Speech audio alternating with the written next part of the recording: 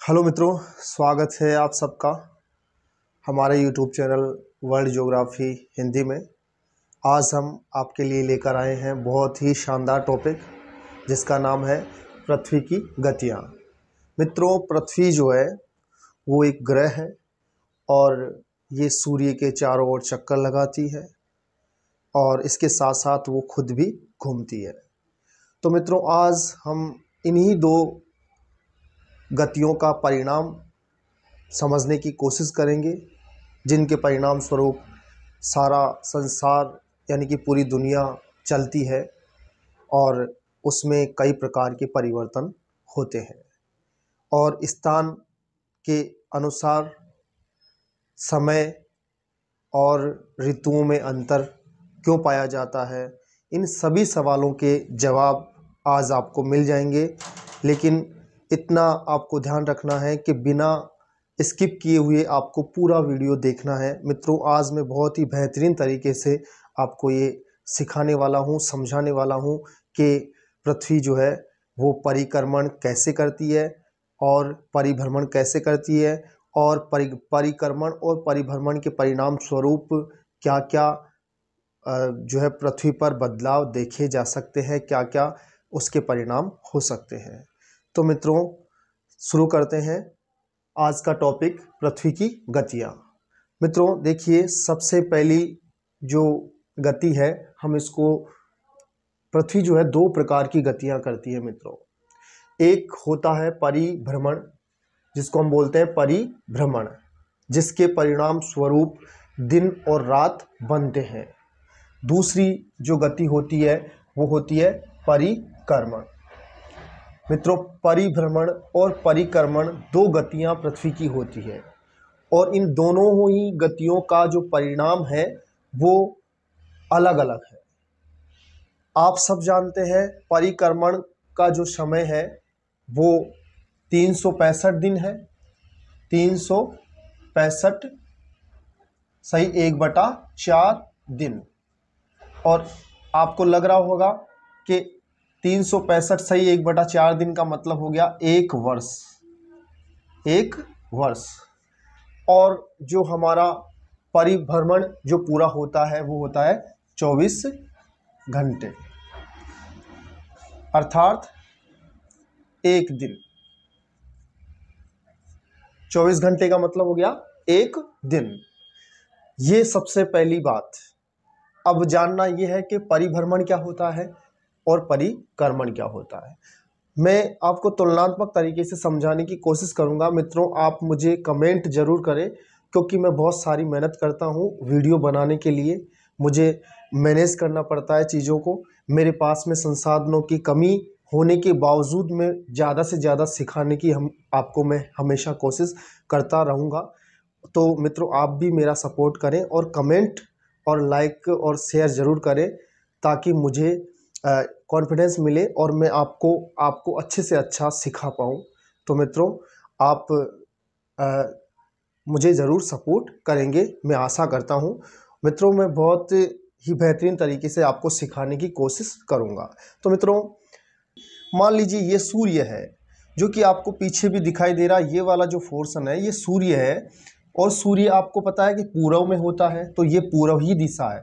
मैंने बोर्ड के दो टुकड़े किए हैं, दो पार्ट किए हैं। इधर वाला पार्ट अलग है, उधर वाला पार्ट अलग है। उसमें हम परिक्रमण को समझेंगे, इसमें हम परिभ्रमण को समझेंगे। तो मित्रों देखिए, सबसे पहले हम समझ रहे हैं परिभ्रमण। परिभ्रमण का मतलब क्या होता है। मित्रों, ये सूर्य है और ये अपनी जगह स्थिर है, पृथ्वी ही गतियां करती है। जो इसकी पहली जो गति है वो है परिभ्रमण। इसको बोलेंगे हम परिभ्रमण, यानी कि अपनी धुरी पर पृथ्वी जो है वो ऐसे चक्कर ऐसे घूमती रहती है। और इसको जैसे मान लीजिए ये ग्रीनविच रेखा है, हमारी ये वाली लाइन जो है ग्रीनविच रेखा है। और ये जो ग्रीनविच रेखा है, इससे शुरू हुआ दिन की शुरुआत इससे होगी, तो धीरे धीरे धीरे धीरे धीरे ऐसे करके इसको ये घूमती रहती है, हमेशा ही ये घूमती रहती है। और इस घुमाव में वापस ग्रीनविच रेखा सूर्य के सामने उसको आने में ग्रीनविच रेखा को कितना टाइम लगेगा? 24 घंटे, वो जो समय है वो है ये, इसको बोलते हैं एक दिन। और इसी के दौरान दिन और रात बनते हैं, दिन और रात इसी प्रक्रिया के दौरान बनते हैं। ऐसे जब पृथ्वी ऐसे घूमती रहती है अपनी धुरी पर, ऐसे इसके परिणाम स्वरूप हमारे दिन और रात बनते हैं। अब बनते कैसे हैं देखिए मित्रों, ये सूर्य है, अगर हम इसको एक बैटरी मान लें, सूर्य को अगर हम एक बैटरी मान लें जो कि प्रकाश युक्त है, प्रकाश से भरा हुआ है। अब ये प्रकाश जो है वो चारों तरफ ही प्रकाश फैलाता है। तो जब ये प्रकाश इस अंधे पृथ्वी का खुद का कोई प्रकाश नहीं है, तो ऐसी स्थिति में जो सूर्य है जब पृथ्वी की और प्रकाश डालता है तो इसका आधा जो भाग है, आप डायग्राम में समझ सकते हैं, डायग्राम का जो आधा भाग है उसमें दिन है, यानी कि जो आधा गोला, ये वाला जो आधा गोला रहेगा उस पर ही सूर्य का, जैसे बैटरी अगर सूर्य को हम मानेंगे तो इसका पूरा फोकस जो है वो इसके आधे भाग पर ही रहेगा। और आधा भाग जो जिस पर फोकस सूर्य का रहेगा उस भाग में दिन होगा, और जो पीछे वाला पोर्शन होगा इसका वो अंधेरे में होगा और वो रात वाला भाग होगा। ऐसे करके अगर हम आगे जैसे जैसे पृथ्वी का ये गोला जो है जैसे जैसे आगे घूमता जाएगा ऐसे पूर्व की ओर, देखो मित्रों एक आपको ये भी आपको जानना जरूरी है कि पृथ्वी जो है वो पश्चिम से पूर्व को घूमती है, ऐसे ऐसे इस दिशा में ऐसे घूमती रहती है। और इसका एक पूरा जो चक्कर होता है उसको, उसमें 24 घंटे यानी एक दिन लगता है। उसी के दौरान पूरी पृथ्वी पर दिन और रात बनते हैं। अब ये जो दिन और रात बनने की प्रक्रिया है, इस प्रक्रिया को आप समझने का और कोशिश करें, रिवाइज कर रहा हूं। मान लीजिए सूर्य एक बैटरी है जिसका फोकस इधर पृथ्वी की ओर आ रहा है। वैसे चारों तरफ ही सूर्य प्रकाशमान है, लेकिन जिस साइड पृथ्वी होगी और पृथ्वी का जो भाग सूर्य की तरफ होगा उस आधे भाग पर ही क्या होता है, दिन होता है, और पीछे वाला जो भाग होता है उस पर रात होती है। और जैसे जैसे जो भाग, यानी जैसे मान लीजिए ये वाला भाग भारत का है, तो भारत जैसे जैसे पूर्व की ओर घूमेगा, भारत का स्थल खंड जो है जैसे जैसे पूर्व की ओर आएगा वैसे वैसे भारत के पूर्व में सूरज उगने की शुरुआत होगी, अर्थात सुबह होने शुरू हो जाएगी। और जैसे जैसे समय बीतता जाएगा वैसे वैसे जो है भारत का जो स्थल खंड है वो धीरे धीरे पीछे की ओर जाएगा और उधर की तरफ शाम, और शाम से रात होना शुरू हो जाएगी। जब ये बिल्कुल इसके बैक साइड में आ जाएगा तो रात्रि के 12 बजेंगे इस भाग में, और इस भाग में दिन के 12 बजेंगे। तो बिल्कुल पृथ्वी के पीछे वाले भाग में रात के 12 बज जाएंगे। तो आपको लगभग ये प्रक्रिया समझ में आ गई होगी कि दिन और रात कैसे बनते हैं। मित्रों मैंने अच्छे से समझाने का कोशिश किया है, फिर भी कोई कमी हो तो जरूर आप कमेंट जरूर करें। मित्रों ये है परिभ्रमण, यानी कि पृथ्वी अपनी धुरी पर घूमती है जिसके परिणाम स्वरूप हमारे दिन और रात बनते हैं। परिक्रमण यानी परिक्रमा करना, जैसे कि हम किसी भी मंदिर में जाते हैं और मंदिर के जो मूर्त होती है उसके चारों तरफ हम क्या करते हैं, परिक्रमा करते हैं, उसके चारों तरफ चक्कर लगाते हैं। तो ये जो है ठीक इसी तरीके से पृथ्वी क्या होती है, सूर्य के ऐसे घूमती भी जाती है, यानी कि अपनी धुरी पर तो 24 घंटे में घूम ही जाएगी। इसके अलावा ये साल भर में ऐसे घूमते घूमते घूमते घूमते ये सूर्य के भी चारों ओर चक्कर लगाएगी, ऐसे ऐसे करके मित्रों ये सूर्य के चारों ओर चक्कर लगाएगी, ऐसे ऐसे घूमती रहेगी और ये चक्कर भी लगाती जाएगी। ये वाला जो चक्कर है इसको पूरा करने में पृथ्वी को समय लगता है 365 सही 1/4 दिन, यानी कि अर्थात 1 साल, 1 वर्ष के अंदर ये पूरा काम ये ऐसे पूरा करती है, जिसके दौरान हमारे यहाँ पर क्या होता है, ऋतुएं बनती है। परिक्रमण यानी कि पृथ्वी जो है वो सूर्य के चक्कर लगाती है। ठीक मैंने जो ये पोजीशन हमने देखी है वो ठीक हम बोर्ड पर भी मैंने डायग्राम की द्वारा समझाने की कोशिश की है। मित्रों सीखिए, बहुत ही आसान टॉपिक है, इसको थोड़ा ध्यान से अगर हम देखेंगे तो आसानी से हमारे ये समझ में आएगा। मित्रों देखिए पृथ्वी जो है वो 23.5 डिग्री झुकाव पर है, पृथ्वी जो है 23.5 डिग्री झुकाव पर है, और 23.5 डिग्री ये ध्रुव यानी केंद्र से, जब हम केंद्र से, ये मान लीजिए पृथ्वी का केंद्र है, तो केंद्र को अगर हमने आधार रेखा केंद्र से जब कोई खींचते हैं तो उसमें 23.5 डिग्री का कोण जो है अगर हम बनाएंगे तो लगभग ये ऐसे होगा। 90 डिग्री का जो होगा वो ये होगा, 45 डिग्री ये होगा और लगभग 23.5 डिग्री यहाँ पर होगा। तो ये वाला जो कोण होगा ये 23.5 डिग्री का होगा। और इतना झुकाव जो है वो पृथ्वी में पूर्व की तरफ है। तो ये झुकाव आपको दिख रहा होगा, यानी कि अगर पृथ्वी सीधी होती तो वो ऐसे होती, यानी कि ये जो ध्रुव होता वो यहाँ पर होता, उत्तरी ध्रुव तो, और दक्षिणी ध्रुव यहाँ पर होता। लेकिन जो पोजीशन है वो कुछ पृथ्वी की ऐसी है कि 23.5 डिग्री इसमें क्या है, पूर्व की तरफ झुकाव है।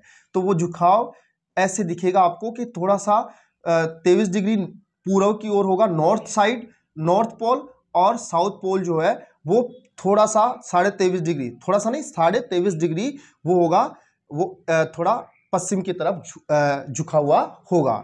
तो इस तरीके से ये पोजीशन इसकी होगी। आप अब देखिए कि एक स्थिति बनती है कि हम जब बोलते हैं सूर्य उत्तरायण होता है, सूर्य जब दक्षिणायन होता है, तो सूर्य क्या होता है, पृथ्वी की जो परिक्रमा का जो मार्ग है, यानी कि उसकी जो कक्षा है, उस कक्षा में जब पृथ्वी चक्कर लगाती है सूर्य के, उस चक्कर के दौरान पृथ्वी की ऐसी स्थितियां बनती है जिनमें सूर्य का प्रकाश कभी तो कर्क रेखा पर सीधा पड़ता है, और कभी कभी ऐसा होता है कि कभी कभी ये मकर रेखा पर सीधा चमकता है, और कभी कभी सूर्य की किरणें जो होती है वो भूमध्य रेखा पर सीधी चमकती है।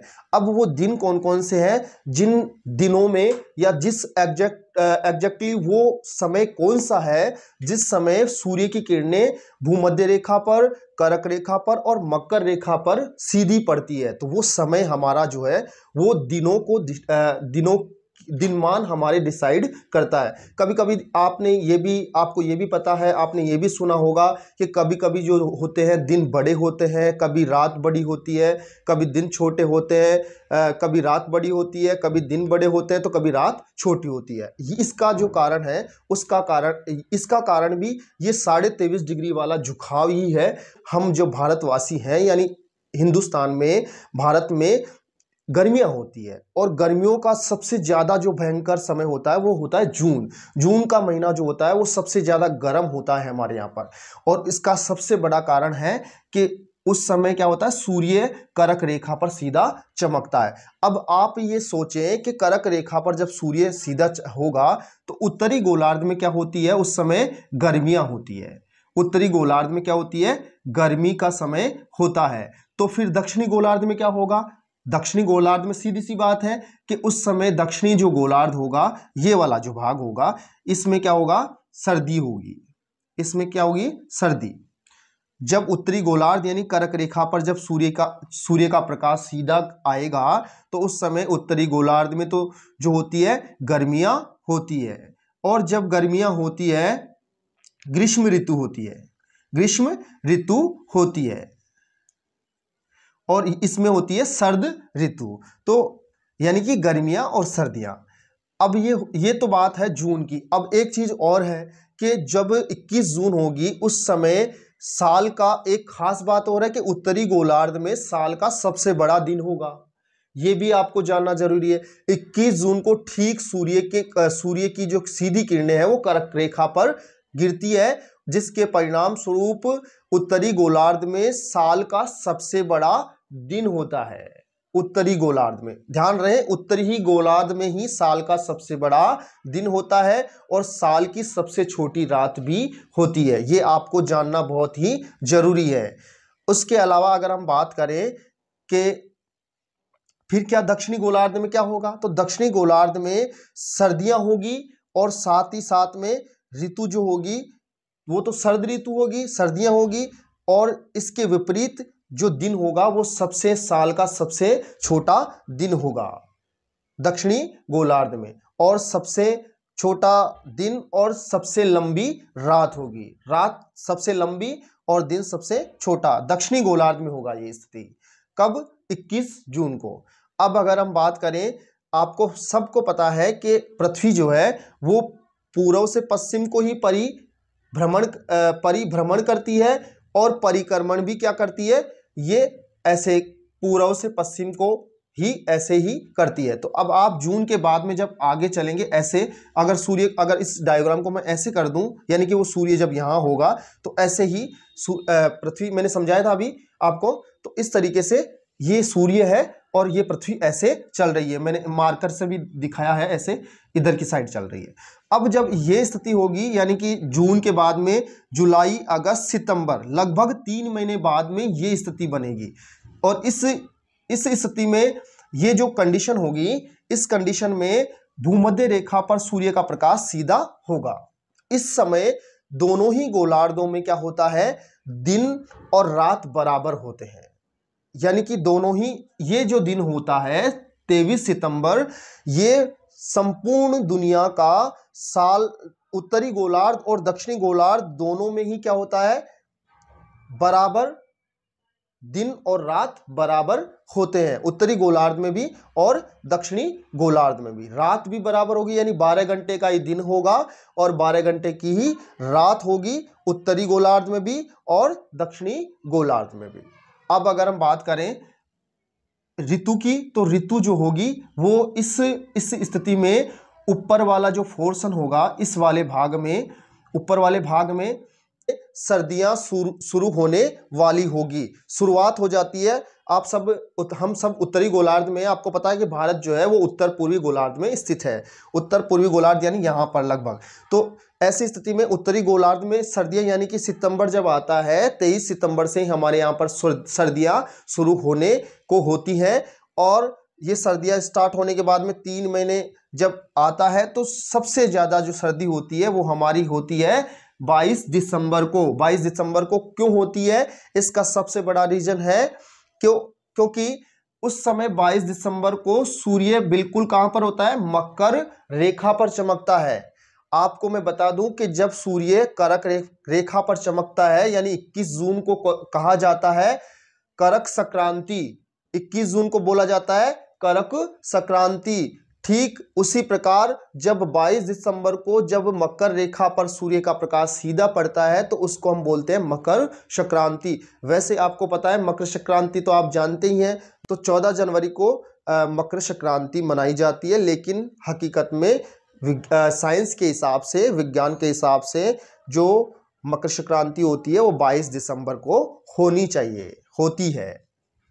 अगर अब बात करें जब सूर्य दक्षिणायन, यानी कि जब मकर रेखा पर सीधा चमकता है, तो उस समय क्या स्थिति बनती है, उस समय 22 दिसंबर को दक्षिणी गोलार्ध में सबसे बड़ा दिन होगा, सबसे बड़ा दिन होगा। आधा वाला जो भाग है, अगर इस पर अगर मकर रेखा इधर की तरफ है, इस वाले भाग में दिन क्या होगा, सबसे बड़ा होगा। कब, 22 दिसंबर को। अब अगर दिन बड़ा होगा, जिस समय दिन बड़ा होगा, तो उस वाले गोलार्ध में क्या होती है, गर्मियां होती है, और रात क्या होती है, छोटी होती है। सबसे छोटी रात दक्षिणी गोलार्ध में 22 दिसंबर को सबसे छोटी रात होती है और सबसे बड़ा दिन होता है। ठीक इसके विपरीत अगर हम उत्तरी गोलार्ध की बात करें, तो उत्तरी गोलार्ध में 22 दिसंबर के दिन सबसे छोटा दिन और सबसे लंबी रात होगी, क्योंकि इस समय सूर्य का प्रकाश तिरछा होता है। उत्तरी गोलार्ध में सीधी किरणें नहीं आती है और दक्षिणी गोलार्ध में ही सीधी किरणें होती है। आगे अगर हम बात करें, मकर संक्रांति हो गई। अब आगे जैसे ही अब यहां पर पहुंचेगी 3 महीने बाद में, जब पृथ्वी की स्थिति ये जब होगी, तो इस समय फिर वापस क्या होगा, 21 मार्च आएगा, और 21 मार्च जो होगा उस दिन सूर्य का प्रकाश सीधा भूमध्य रेखा पर वापस एक बार और गिरेगा। यानी कि साल में 2 बार सूर्य जो होता है उसका प्रकाश भूमध्य रेखा पर चमकता है, साल में 2 बार। वो 2 दिन कौन कौन से हैं, महत्वपूर्ण चीज, एक तो 23 सितंबर का दिन है जिस समय सूर्य भूमध्य रेखा पर सीधा चमकता है। दूसरा 21 मार्च का दिन ऐसा होता है जिस दिन सूर्य भूमध्य रेखा पर 0 डिग्री अक्षांश पर सीधा चमकता है। और इसकी विशेषता यह है कि इन दोनों ही दिनों, दोनों ही गोलार्धों में दिन और रात का जो मान होता है समयमान जो होता है वो बराबर होता है, 12 घंटे का ही दिन होता है, 12 घंटे की रात होती है उत्तरी गोलार्ध में भी और दक्षिणी गोलार्ध में भी। रात और दिन का जो अंतर होता है वो 21 जून और 22 दिसंबर को होता है। अब यहां से शुरू हो जाएगी सर्दियां दक्षिणी गोलार्ध में। यहां से उत्तरी गोलार्ध में शुरू हुई थी तो यहां पर क्या होगा, दक्षिणी गोलार्ध में सर्दियां होगी और उत्तरी गोलार्ध में बसंत ऋतु होगी। बसंत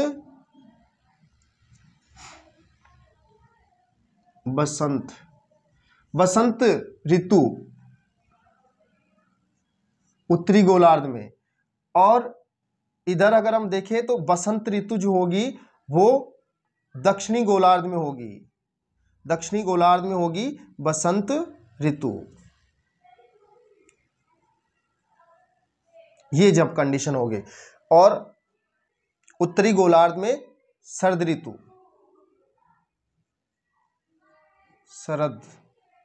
ऋतु ये होगा। ये सारा जो मैटर है वो हमारा समझ में आ गया होगा आपको। मैंने हर तरीके से आपको समझाने की कोशिश की है। वीडियो ज़रूर बड़ा हो गया मित्रों, लेकिन अगर आप इस वीडियो को पूरी तरह देख लेंगे बिना स्किप किए हुए तो मित्रों मैं वादा करता हूँ आपके जो सारा टॉपिक है वो लगभग आपके समझ में आ जाएगा। और मित्रों समझ में नहीं आए, कोई भी अगर आपको दिक्कत आ रही है तो आप प्लीज़ मुझे ज़रूर कमेंट करें और बताएं कि सर आप ऐसे समझा सकते हैं, और मैं और अच्छे से नए तरीके से आपको सिखाने की समझाने की कोशिश करूंगा। मित्रों आज के लिए इतना ही। आज टॉपिक जो था बहुत ही इंटरेस्टिंग था। धन्यवाद मित्रों, मिलते हैं अगले वीडियो में एक नए टॉपिक के साथ में। तब तक के लिए नमस्कार मित्रों।